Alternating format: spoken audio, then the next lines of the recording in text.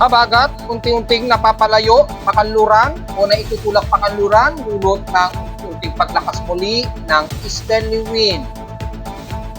Kaya ang bahagi ng bansa ay makakaranas ng unti-unting magiging katamtaman pero magiging maulap pa rin ang bahagi ng kanluran ng bansa na madudulot pa rin ng mga ilang kalat-kalat na ulan na may mga localized thunderstorms, lalo na sa may bandang kanluran ng Visayas at Mindanao. At yung convergence na ating nilabantayan since kahapon pa ay naging mataas na ang kanyang current anomaly na posible nang papasok sa loob ng ating Philippine Area of Responsibility ngayong araw. Posible ba bang maging aktibong bagyo ito? Ating tatalakayin.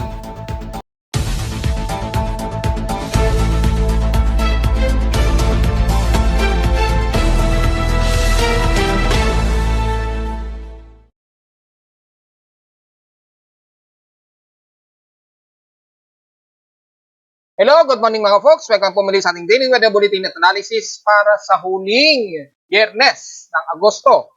August 30, 2024. Ang oras natin po may mga alas 10:14 na umaga.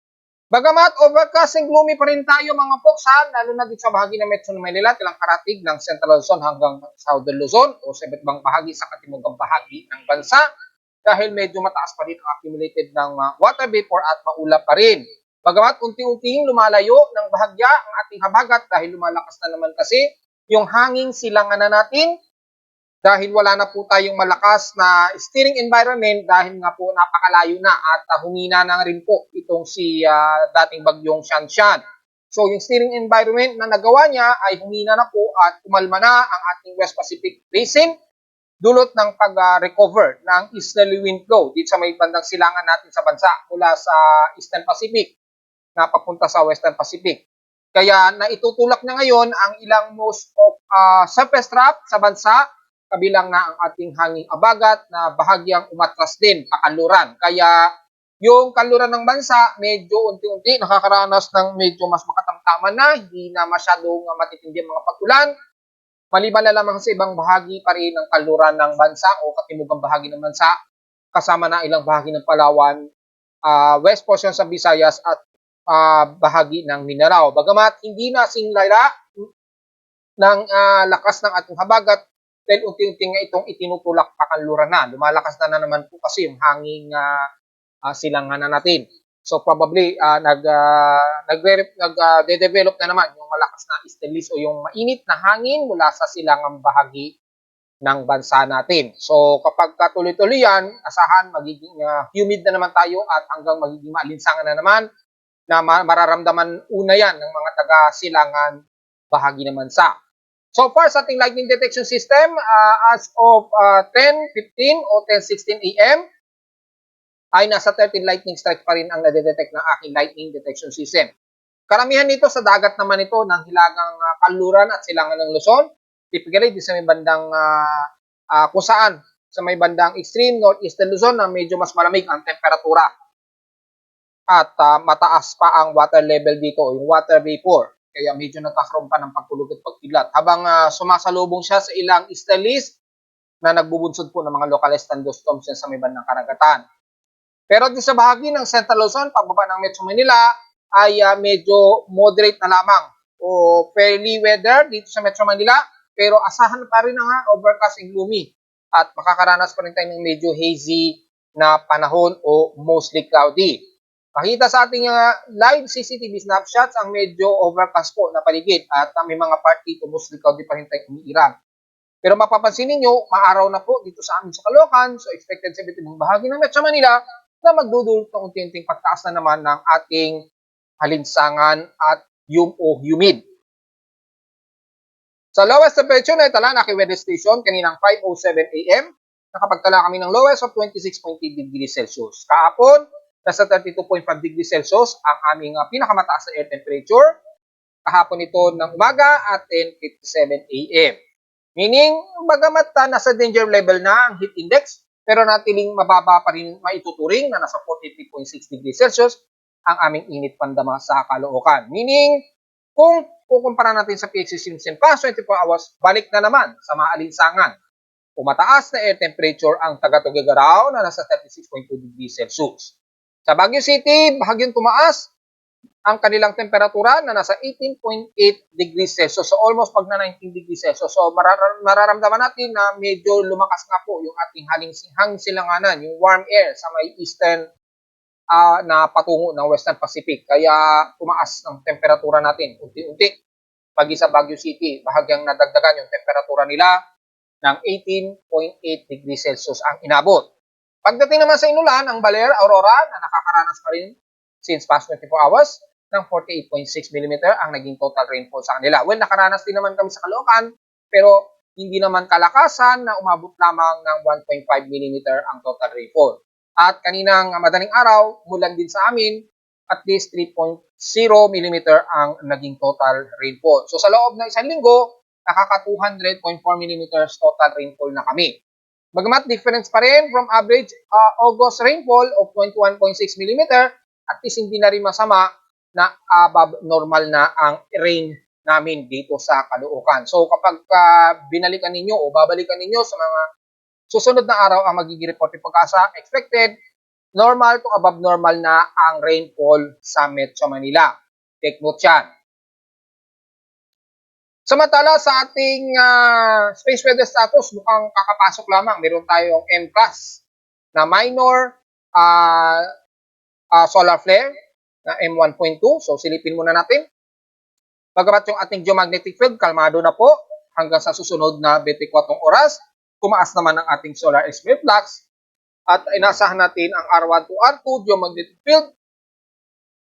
Solar flare, rather, na nasa 60% at inaasahang maglalaro sa 60% ito hanggang September 1, 2024 daw ayon sa forecast data feed mula kay NOAA.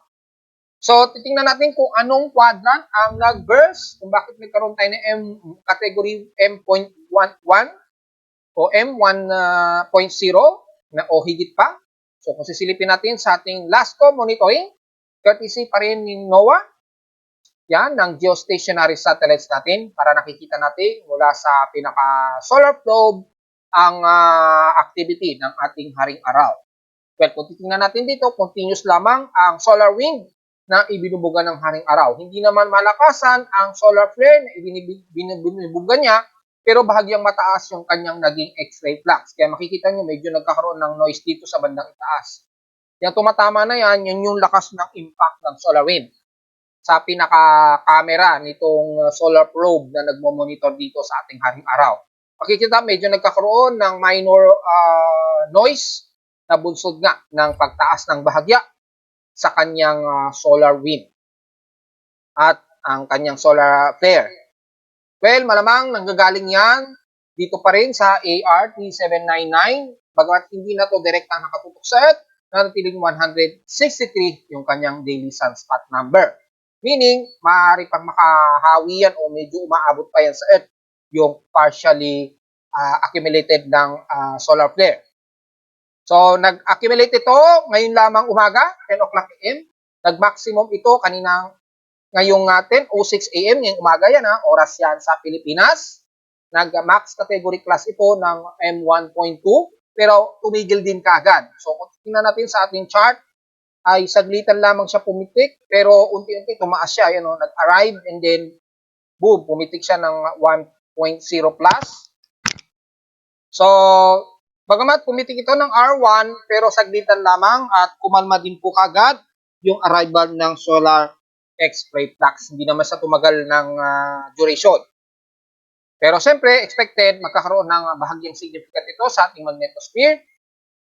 Yan, pero kung titingnan natin, hindi naman malakas yung significant impact niya despite na very noise at hindi masyado naramdaman. Well, dahil nga po, hindi naman totally na nakatutok sa Earth yung sunspots na yun, na malawak na binanggit natin, yung AR3799. So, medyo safe na tayo kahit papano. Naramdaman lang siguro yung significant impact ng solar X-ray na umabot na ng R1 category. So, okay lang po at least hindi naman masyado makakaroon ng epekto masyado sa ating auroral latitude at mga satellites. Pero at least, ilang araw na rin kasing nabubugbog sa solar wind at sa geomagnetic field kahapon at ngayon naman solar flare naman. So hindi pa rin natin pwedeng i-underestimate kahit na mahina-hina dahil habang tumatagal na nakakaranas ng masamang space weather ang ating mga satellites, malaking impact yan na mabilis na pagka-ikli ng kanilang lifespan.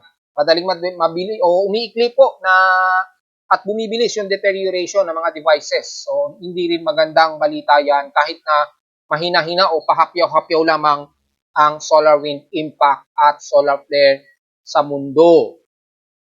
Samantala sa ating outside humidity, balik na naman sa katamtaman ng ating outside humidity. So take note, kapag tumaas ang ating air temperature na umabot ng 33 pataas, ay asahan na natin ang humid na naman o maalinsangan na naman na panahon. Malagkit-lagkit na naman ang pawis ito. So huwag masyadong magpapapawis kapag kalalabas ngayon. Lalo na dito sa Metro Manila, expected na makakaramdam na naman tayo ng unti-unting maalinsangan. Atmospheric pressure natin, 1,007 hectopascals and steady to since last hour. Ibig sabihin lamang patuloy pa rin daw ang thunderstormy. Kapag ka 1,007 hectopascals kasi thunderstormy kadalasan yan. Madalas ang mga pagkulog at pagkidlat niyan. So yun po, typically dito sa Metro Manila, expected sa hapon po, mas madalas nating nararanasan ang mga pagkulog at pagkidlat. Pero ngayong umaga hanggang tanghali, expected maaraw po at maalinsangan ang ating mararamdaman despite na gloomy at overcast tayo. High tide na low tide status, kasalukuyang high tide po tayo. So kung sisilipin natin kung mataas pa rin ba yung pag-alon, silipin natin sa ating global forecast assessment, which is nandito yung water level, yung wave. Yan, dito natin na-monitor. So far, wala namang nakataas na gale warning. Pero may namamataan ng aktibong o mukhang nagkakaroon na ng coordinated na sirkulasyon itong minomonitor nga nating divergence. Didiscuss natin yan yung may konti. So far, wala naman tayong nakataas na gale warning at wala namang masyadong pag-alon. Since past 24 hours, medyo kumakalma na dito sa may bandang kaluran ng Palawan. So, ibig sabihin lamang yan, medyo pwede po tayong lumayag. Ingat na lamang sa bahagi dito sa may bandang Palawan na medyo tumataas-taas pa sa mahigit 1.25 meters ang alon. Pero kaya na yan ng mga medium sea crabs. Pero sa the rest ng bansa, wala naman tayong problema. So, yung taas ng alon, 1.3 meters po. So, malalim na rin po. Pwede po tayo lumayag kahit man lang sa may bandang Pampang na Manila Bay at Karatig Bayan sa Cavite o bandang Batangas area. Sa mga maliligo na lamang, medyo iwas po muna dahil masyado pong malalim yan. Medyo delikado yan sa mga kabataan na maliligo kapag mataas ang level ng ating high tide. Yun na lamang po ang ating pagkakaingatan. Samantala sa ating almanac, sumikat ang haring araw kaninang 5:43 AM at inasang lulubog ito mamayang 6:09 PM.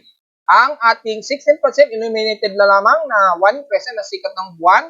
So far ay palubog pa lamang ito na nasa moon elevation of 66 degrees. So sa mga maganda ang himpapawid, walang masyadong maulap, matatanaw nyo po yan kahit papaano na medyo dimmer. Makikita nyo yung paglubog pa lamang ng buwan ngayong umaga o tanghali. Dahil mga bandang hapon pa ito lulubog. At magmo-moonrise muli yan bukas ng madaling araw, 3:09 AM. At inasang lulubog naman ito kinabukasan na ng hapon na ng 3:41 PM na po. So, alanganin na ang pag-moonrise niyan. Tulog na po tayo niyan bago mag-moonrise. At sa local weather outlook para ngayong weekend na naman, ay magiging party pa rin nga tayo. Na-discuss na natin yan kahapon at patuloy pa rin ang mga localized thunderstorms. Bahagya lamang na medyo magiging unti-unti nawawala ang ating habagat dahil umaatras na naman ito pakanluran. So take note yan. Bukas magiging cloudy skies tayo ulit. Halos maghapon at mga localized thunderstorms, especially sa hapon o gabi o madaling araw. So take note yan mga folks. Dahil kalimitan kasi bandang hapon, gabi o madaling araw, mas malamig po temperatura dyan. So yung water moisture sa himpapawid, diyan po siya nagko-condensate. Madalas, kaya bumubuhos yan pagsapit ng hapon. Pagka ganitong umaga, kalakasan niya ng water vapor, yung singaw ng ating water vapor pagka umaga at tanghali. At kapag hapon, lumalamig na ang temperatura natin, doon parang nagkakaroon ng condensation development. And so far ay patuloy tayong makakaranas ng mga localized thunderstorms at expected ang 100% chance daw ng pag-ulan at bukas naman ng Sabado ay 90%. High sa lowest temperature expected maglalaro sa 31 degrees Celsius ang highest and lowest temperature expected ay nasa 26 to 27 degrees Celsius.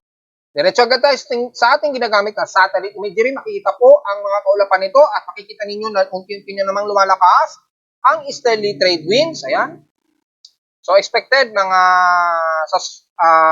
probably siguro bukas ay magsisimula na naman lumakas ang ating easterly. Pero dito sa may portion ng extreme northeastern Luzon, medyo ramdam na po yung easterly wind dito. Yan. May mga nakakalusot na easterly wind dyan. Yan. Nilalagay ko easterly wind.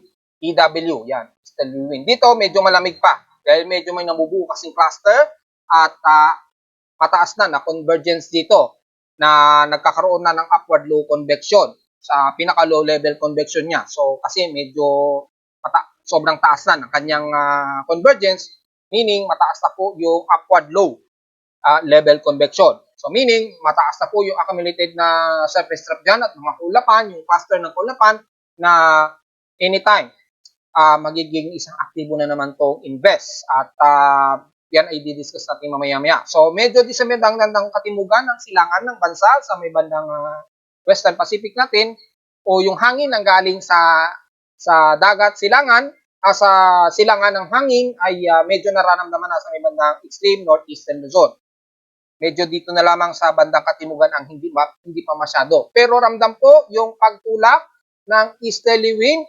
Makikita natin yung daloy ng habagat, unti-unti umaatras po siya. Ano, kitang-kita naman po sa satellite imagery. Papapansin ninyo yung kumpol ng kaulapan ng ating habagat, unti-unti na itutulak siya pakanluran. Pansin nyo yung animation ng satellite imagery. Kasi nga po, yung easterly wind natin, unti-unti na naman itong lumalakas. Kaya unti-unti, mula din sa may bandang extreme northern Luzon, unti-unti magiging katamtaman po ang laghi ng panahon. So, unti-unti magiging maaraw na naman at unti-unti na naman nagiging maalinsangan. May mga ilang cluster lamang na kaulapan na nagwa-water vapor sa may silangan, may bayin. Ayan, kitang-kita naman po yung edge, yung ridge na yan na nagwa-water vapor mula sa karagatan na napupunta dito sa may bandang silangan ng Northern Luzon. Nang dudulot po yan ng mga kalat-kalat na pag-ulan na may mga localized thunderstorms po. So, expected pa rin yan ngayon, lalo na ngayong hapon po sa mga taga Cagayan Valley. Pero expected ngayong tanghali, mula dyan sa may taga Tugigaraw at Apari at Batanes Coppoc Islands, magiging mas maaraw na naman at unti-unti na namang magiging mas maalinsangan. Ganon din sa iba't ibang bahagi ng Ilocos Norte, sa may Kanluran, Ilocos Sur hanggang La Union, at unti-unti na rin sa may bandang Pangasinan at Dagupan area at west portions ng Zambales. Unti-unti nagiging tamtama na. Dahil lumalayo na naman yung ridge o range ng ating hanging habagat. Tinutulak na naman sa pakanluran. Dahil wala na po tayo at mahina na, tuluyan na kasing bumitaw yung monsoon trap dito. Papansin nyo, dito na lamang yung monsoon trap niya o yung nahahatak na inflow mula dito kay bagyong Shanshan. Hindi naramdam dito yung paghatak. So yung range ng enhanced southwest monsoon ay nandito na po sa may bandang border ng Kanto, dito sa may extreme northern Luzon, sa labas ng ating park. Yung dulo na lamang ng range ng enhanced southwest monsoon flow o enhancement.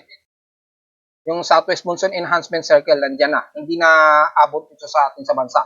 Kaya nagkakaroon na ng pagkakataon, yung easterly wind ay umiibayo na naman. Kitang-kita naman po sa satellite imagery.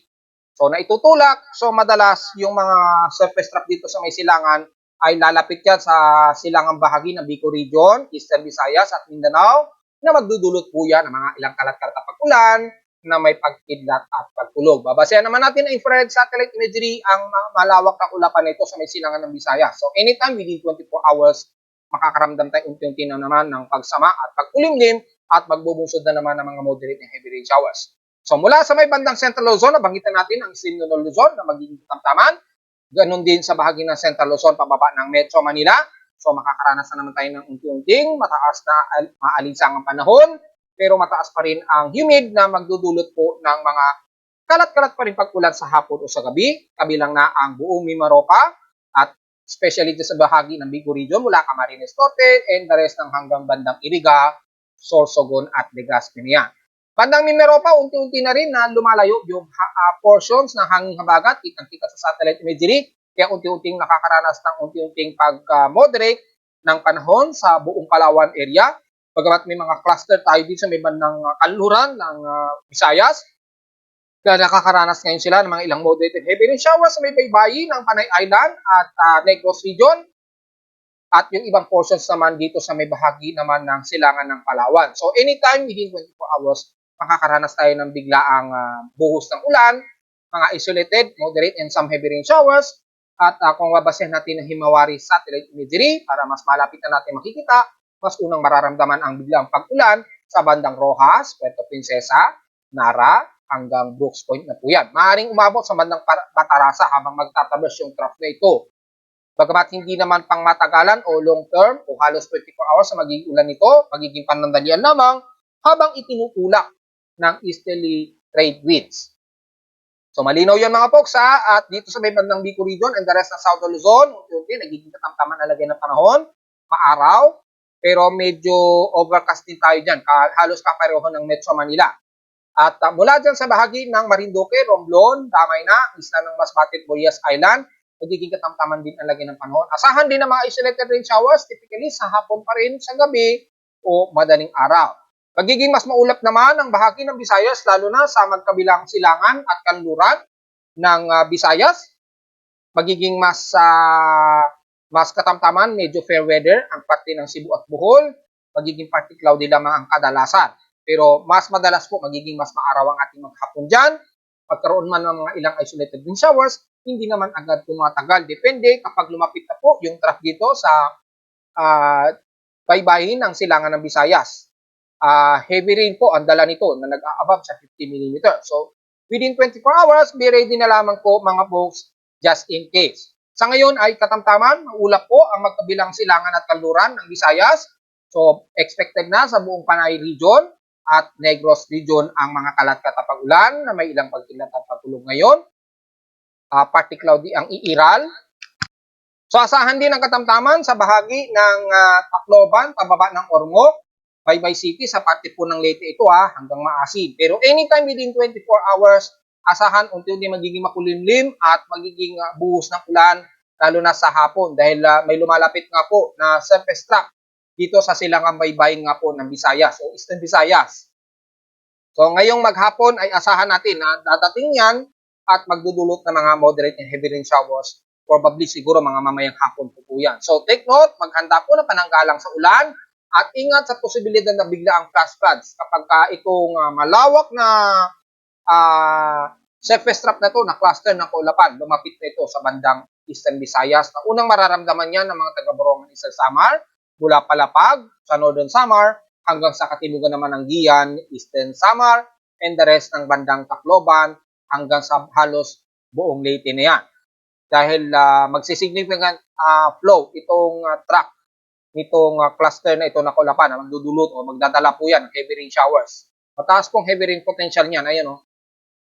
At inaasahang magtutuloy yan dahil habang nabubuo ang isang bagong posibleng invest o low pressure area, nireport na natin kahapon yan na nagsisimula yan sa mataas na divergence at nagkaroon bigla ng dahan-dahang upward low convection dito sa silangan ng bansa at inaasahan natin papasok na ito ngayong araw sa loob ng ating Philippine Area of Responsibility. Bagamat napaka-disorganized pa. Pero makikita natin yung cluster ng kaulapan na ito ay nagdudulot na ng low-level convection. Kaya asahan ang silangan ng Visayas at Mindanao, mas madalas kayo makakaramdam dyan ng biglang pagsama ng panahon at biglang buhos ng ulan. Sa huli, sa bahagi po ng Mindanao, ang buong silangan din ng Mindanao, asahan po, itong maghapon, nakakaranas kayo ng maulap at kalat-kalat na pag-ulan na may pagkilat at pagkuluga at biglang buhos ng moderate na heavy rain showers dahil pa rin sa cluster ng kaulapan na nanggagaling sa silangan baybay ng Mindanao.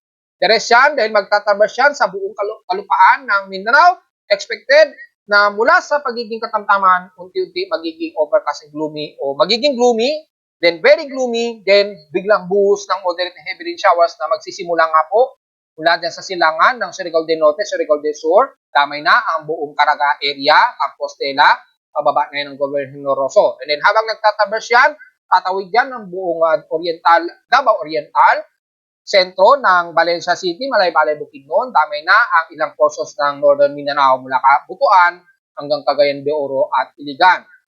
At the rest ng Sorsogon area, mas maulap kayo ngayon dyan, despite na maaraw ngayong umaga, ay magiging maulan at kalat-kalat po ang mararanasan mula dyan sa Coronadal City, General Santos City, hanggang Sarangani na yan. And the rest ng Zamboanga Peninsula, maulap din po ang inyong paligid.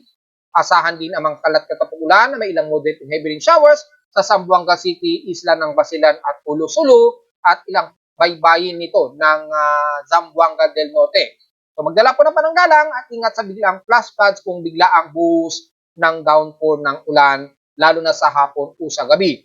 So hindi na natin masyado isa-isahin, kabilang na ang Lanao del Norte at Lanao del Sur o buong bahagi ng Maguindanao. Ingat po, despite na medyo maulap pa rin kayo dyan o katamtaman ang lagay ng panahon, na nitong maghapon, asahan ng bigla ang susungit ang inyong himpapoy na magdudulot po ng moderate heavy rain showers. Dahil uulitin ko, ang daloy ng cluster na kaulapan sa silangang baybayin, magdadala yan ng matinding pag-ulan pag nakatungtong na yan dito sa silangang bahagi ng Eastern Visayas at Mindanao. So medyo magiging katamtaman lamang ang bahagi ng Metro Manila at maaraw, pero expected pa rin ang kalat-kalat na pag-ulan pagsapit naman ng hapon o ng gabi o ng madaling araw. Diretso agad tayo sa itong tropical cyclone sector na ating binabantayan. Makikita po na nagkaroon ng discrepancy. Wala tayong data na nare-receive mula sa infirmary ng Hawaii. Pero gaya ng aking sinasabi, meron tayong backup na isang weather monitoring system hindi ito galing sa Hawaii. Kaya active po yung ating monitoring. So, hindi tayo nami-miss sa mga pag-uulat kapag may mga tropical cyclone. Since yung infirmary naka-offline, meron tayong backup na aktibo. Ito po ay fail-proof. Fail-safe daw po ito na cyclone monitoring system. So, mostly, yung oras nga lang nito, ito yung mga sumusunod sa almost official na mga tropical cyclone forecasting report. Kaya makikita nyo, 8 o'clock yung nakalagay dito. Pero, latest update, real-time naman siya o dynamic. So, kapag meteorologist ka, yung reporter ka, ito yung ginagamit nila, yung analyze time. Pero kung real-time ang pagbabasehan mo, gagamitin mo itong last updated. So, lagi siyang dynamic pa rin siya, gumagalaw yan. Pero yung pinaka-official mostly ay nagagamit through analyzed time. So, kumpleto po tayo dyan at fail-proof ang ating monitoring system. Dahil hindi natin maiwasan, machine yan eh. Hindi po natin talaga inaasahan na biglang nagkakaroon ng technical difficulties ang mga agencies. So, minsan nag-offline sila at wala tayong data na nare-receive. Yan. So, wala tayong tropical cyclone sector. Pero yung isang tropical cyclone sector natin, aktibo pa rin at kitang-kita naman. At so far as of 10:17 AM na yon at last updated dito sa ating website. Pero yung analyze time niya is 8 o'clock AM pa. Nasa tropical storm na lamang itong si Shanshan at nasa vicinity na po ito pagitan ng Yamaguchi or sa karagatan ito ng bandang Ube sa bandang southwest ng Japan o west portions ng Japan. Ang pinakasentro na ngayon nito since 8 o'clock AM po yan. So napakalayo na niya at hindi na to ramdam yung paghatak sa habagat kaya hindi na gaano nagkakaroon ng monsoon pool dito sa bahagi ng malapit sa Pilipinas. And so far ay yun lamang ang aktibong bagyo na ating binabantayan at anytime ay kumikilos pa ito pa north-eastward. Ayun, base dito sa ating satellite imagery ng Himawari Floater. Courtesy yan ng NOAA pa rin. At makikita sa mga analyzed track o enhanced track ay makikita po na medyo sisilangan. Kikilos ito ng pasilangan pa sa loob ng 24-hour period. So probably mamayang gabi. According dito sa extended forecast, inaasahan daw ay nandito na yan sa may bandang Okayama o bandang Hiroshima, Japan o pagitan. Yan, mamayang gabi daw yan. So inaasahan makakaranas pa rin sila ng medyo masungit na panahon, malakas ang pag-ulan at bugso ng hangin diyan sa may bandang kanluran ng Japan. Ingat pa rin sa mga kababayan natin just in case, pero nabawasan na kasi yung wind intensity niya. So kahit papaano nabawasan yung magagawa nitong destruction sa paligid ng dadaanan niya sa Japan. Wala naman tayong sumunod na mga binabantayang active na low pressure area, pero kung titingnan natin sa ating tropical cyclone forecast assessment na ating ginagamit, kung natatandaan ninyo ay nag-report tayo ng isang active na divergent at nagkaroon na ito ng upward low convergence. At tumaas na po yung current tropical cyclone forecast track prediction niya, yung kanyang low level convection, tumaas na siya ng halos 70%. Yan o. So anytime candidate na ito as invest according sa ating latest ng West Pacific Basin Monitoring.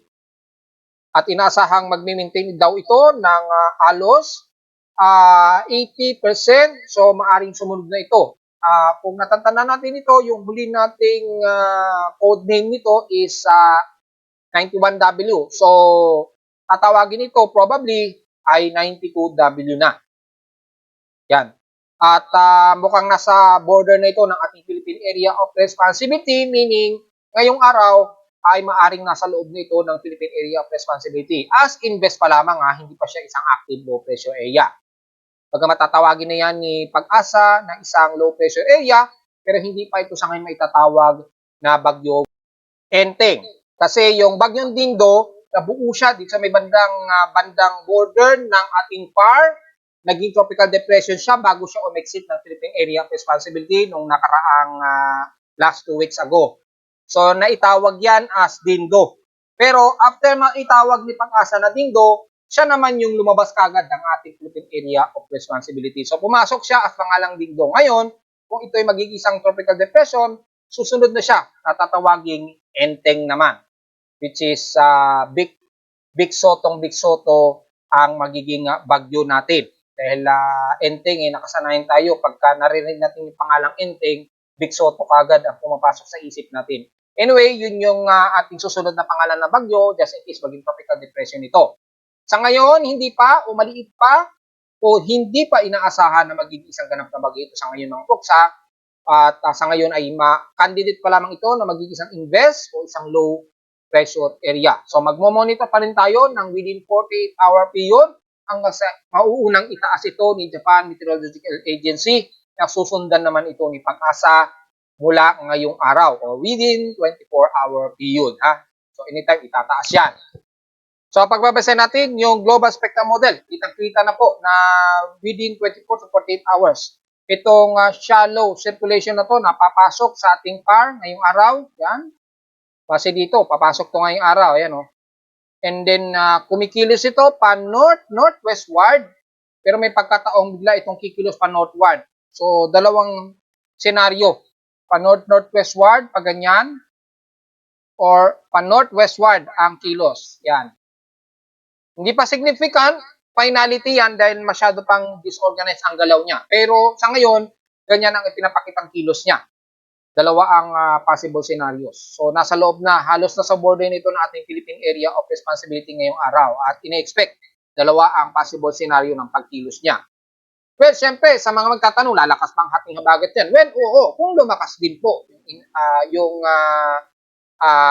intensity ng sirkulasyon nito, kung magiging isang aktibong low pressure area na siya at kung sakaling maging bagyo pa, palalakasin na naman niyang muli ang ating habagat. At kitang-kita naman sa dynamics ng wind speed and direction, habang lumalakas siya, yung circulation niya, lumalakas din unti-unti yung hatak niya dito sa ating hanging habagat mula sa timog kanluran. Kitang-kita naman.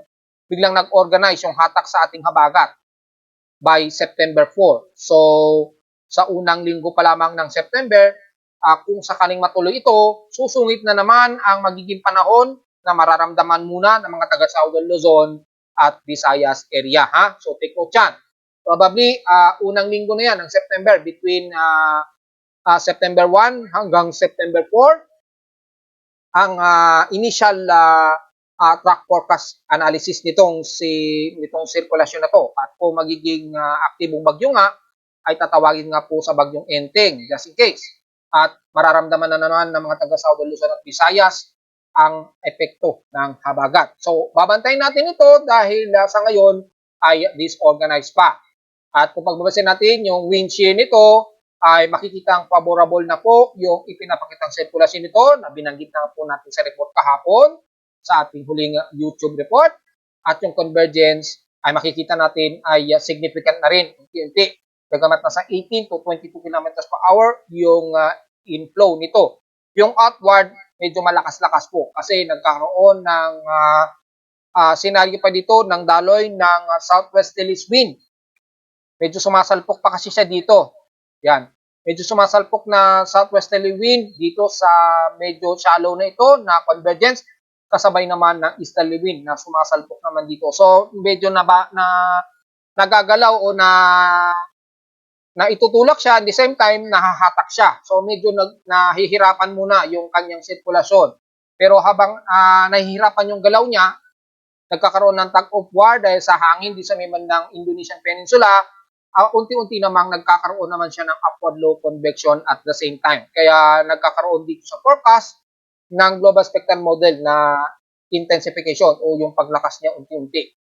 So pagbabase natin yung mean sea level pressure ay nasa around 1,008 to 1,006 hectopascals at bumaba na ito sa 1,002 hectopascals pagsapit niya ng September 3 o 4 September 3 o September 4, 2024. Alanganin niya na probably hapon, gabi o madaling araw ng September 4 yung pagbaba ng atmospheric pressure niya. Kapag ganito na kasi, pasok na ito sa inverse. At kung mapapansin niyo sa animation, kung i-recall natin, dito medyo mataas pa yung central air pressure niya, 1,008 hectopascals. Yan. Ngayong araw, yan, very shallow pa siya. Ngayong araw yan August 30. So, pagpasok niyan ng August 31, dito unti-unti nang kumikilos siya pa northward o northwestward. So, dalawang senaryo, posibleng north-northwest o northwestward. Ganyan. Basta pa northward pa rin ang kilos niya. So, sa ngayon, hindi natin siya nakikitaan pa sa ngayon na ito ay kakayod o tatama man lang sa anumang kalupaan dito sa silangan ng bansa. Sa ngayon yan So, maaari pa kasing magbago yan. At sa ngayon, ang pagbabasehan natin, sa ngayon yung itong forecast na ngayon ng ating global spectrum model. Kikilos na ito pa northward, ayan, hanggang katapusan na nga po ito ng ngayong araw, ng August 20, ng Agosto. Yan. Then habang kumikilos siya pahilaga, nasa bandang pagitan pa nito ng border ng ating PAR. Hanggang by September 3, then pagpasok ng between September 3 to September 4, dito na nagkaroon na siya ng intensification. Dahan-dahan. So, ang nasisiguro lang natin, sa unang linggo ng September, mararamdaman na natin yung mas epekto nito probably by September 1 o September 2. Diyan, dito na natin na sisigurong mas nagkakaroon na siya ng intensification. Ayon yan sa global spectral model mga folks So, tingnan natin sa loob ng 48 oras kung agad-agaran magkakaroon na siya ng intensification. Pero inaasahan na natin ngayong araw, candidate na siya as INVEST. Dahil pinapakita na rin sa ating West Pacific Basin Monitoring, napakataas na ng kanyang anomaly at more than 60 to 70% na. So, very candidate na talaga yung kanyang na maitawag siyang C92W. Yan. 92W, as far as I know, 92W na ang kasunod sa kanya. So, yun naman po analysis natin so far at sa ating computer models, makikita natin, ganun na rin ang pinapakita ni GFS na magkakaroon tayo ng aktibong low pressure area hanggang sa unang 4 na araw ng September 2024. So, maliwanag yan mga folks At kay ECMWF, and so far ay wala siyang latest kay ECMWF. Pero kay NAVGEM, wala rin. So, wala tayong latest din kay NAVGEM. Sa ngayon, kay GFS pa lang yung pinaka-latest update ng forecast at malinaw naman kay GFS ang panibagong low pressure area na magpapalakas na naman sa ating habagat sa unang linggo ng September 2024. So, medyo paghandaan po natin yan. I-ready na po muli natin ang pagsungit na naman at dalang ulan kung sakaling maging si enteng ito, mga folks. So dahil 2 araw na lamang ang nalalabi sa atin for the month of August 2024, papasok na ang month of September, papasok na tayo sa autumn autumn. Yan, sa autumn equinox. ay dito na magkakaroon na naman ng pagbabago sa ating klima sa bansa na naman. At dahil nagbabago within 40-day period, at na-report ko na nga yan last year pa hanggang sa nitong July. Yung huling report ko sa ating Madden-Julian Oscillation, kung hindi nagkakamali, mga bandang June-July po ito ngayong taon. At ni-report natin yung within 40-day period ay mostly traverse ng malamig. Malamig na sea surface temperature at yung pinaka-harmonics ng moisture, typically mas malamig. At dahil papasok na ang September, magpapalit na naman yung ating harmonics o yung nagpapa-enhance sa anumang ulan na magiging ulan sa atin sa bansa at sa Western Pacific. At makikita natin ay kasabay ng pag-usbong ng La Nina, kasabay din ng pag-usbong ng ating 40-day na mas mataas na temperatura, which is mula magre-reset na naman yan from Indian Pacific. Ayan. Makikita natin between September 3, reset na naman siya, and then pagpasok between September 4 hanggang September 13, magre-reoccurrence na naman siya sa Indian Pacific. So dito ay mostly tataas na naman yung above yung pinaka-above water moisture na magpapalakas ng buhos ng ulan at kasabay ng pagpasok ng La Nina ay yung occurrence natin sa West Pacific ng ating pag-ulan ay tataas din. So yun ang trabaho kasi ng Madden-Julian Oscillation natin. So malinaw po, within 10 days by the month of September, magre-reoccurrence na naman po yung expected above average rainfall po probably day 10 yan or by September 10 onwards na po yan hanggang sa ito'y lumala na naman. Pagsapit ng almost 25th day hanggang 40th day. Yan. So dito, between yan, asahan natin kasabay ng sea surface temperature, pagtaas ng occurrence ng water vapor dito sa atin sa Pilipinas, asahan po na mas mataas ang magiging accumulation ng buhos ng ulan sa bansa.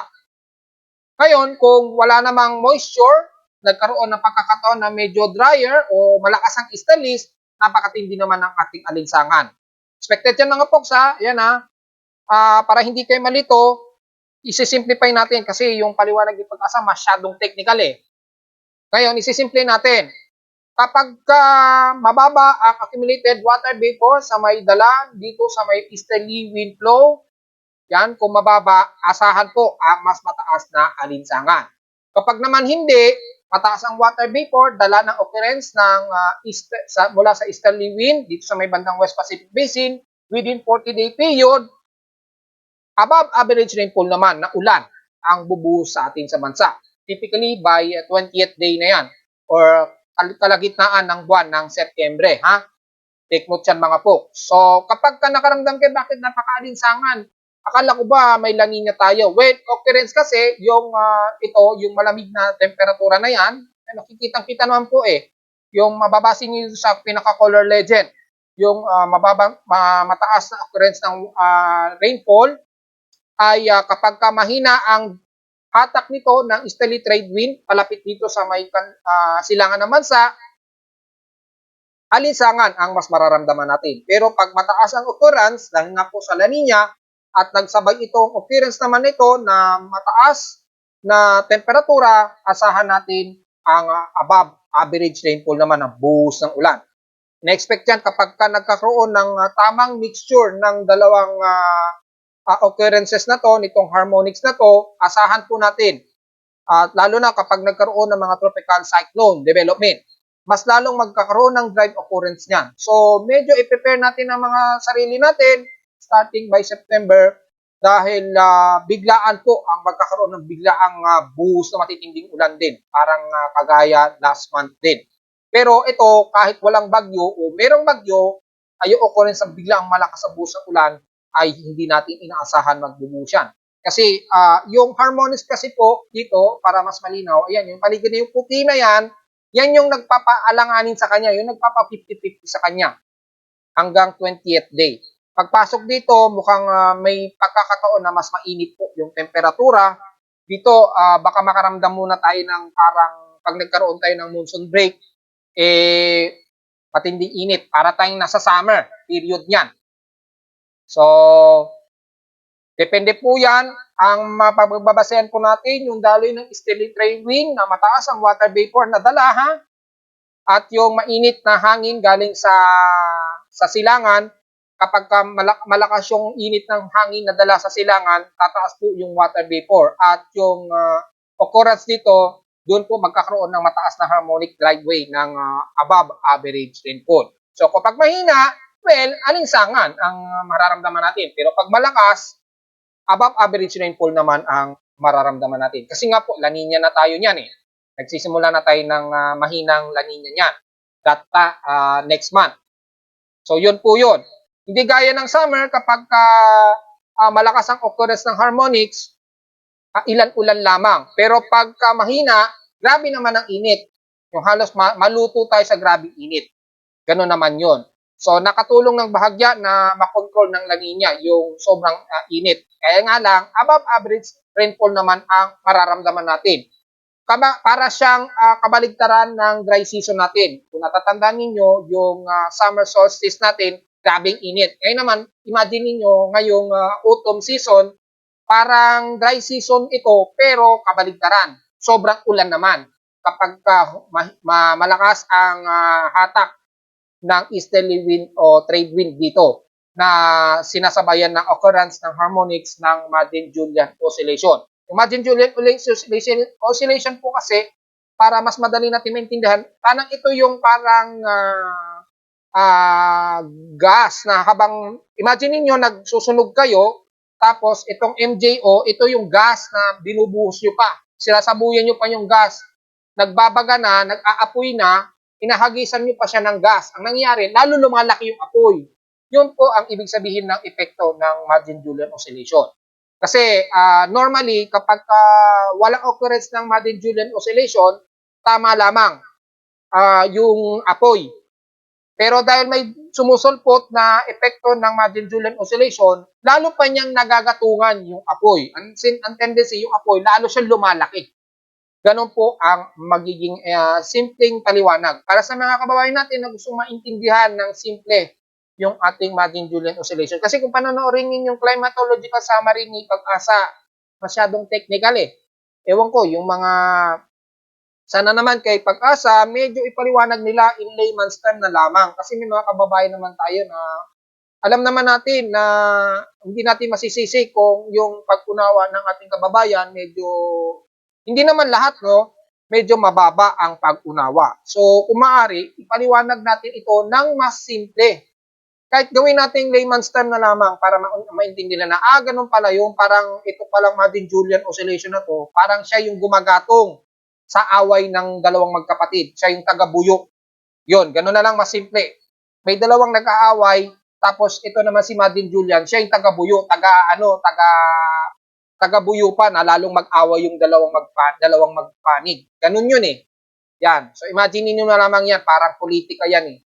May taga-buyo at merong dalawang politiko na nag-aaway at meron namang isang politiko na taga-buyo. Kung mga mahilig kayong nagbantay sa politika, sigurado, alam nyo nang ibig kong sabihin. May dalawang politiko na nag-aaway at meron namang isang nagbubuyo, bumubulong. Sige, ganun pa, mag-away pa kayo. Yan naman ang silbi itong si MJO o Madden-Julian oscillation. Taga-buyo siya ng dalawang nag-aaway. Kaya ang nangyayari, lumalakas yung buhos ng ulan. Nag-a-amplify. So, yun po ang simplest paliwanag dyan ha. Yan ay pagpasok po yan ng September dahil papasok na ang ating autumn equinox. Samantala sa ulat ng Dole, so far malinis po ang ating seismograph ngayon. Mukhang walang masyadong empirical noise. Kasi nakakainis tingnan na kapag masyadong empirical noise. Maraming mga scenario yan eh dahil may mga sunod-sunod tayong mga geomagnetic storm o solar flare. So far, wala naman ako na-detect na malakas na pagyanig sa aking seismograph sa Caloocan. So, diretso agad tayo kay PBOX. Wala kaninang 12 a.m. sa data feed nila ay isang magnitude 4.0. Dito na naman sa may southeast ng Cortez, Surigao del Sur na naman.